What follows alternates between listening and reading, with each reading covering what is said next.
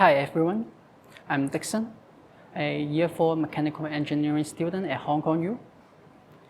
As a local student who's always interested in exploring new stuff, exchange study used to be one of the things that I would like to finish during college study.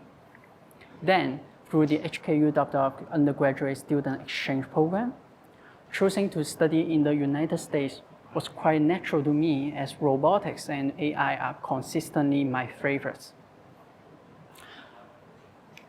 Over the 6 months of staying at the University of California and living in San Diego, I've earned so many experiences and connections inside and outside the campus.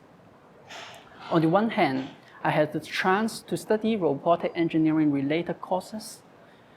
On the other hand, there were several intercultural parties and events for the international students by the community or UCST International Office.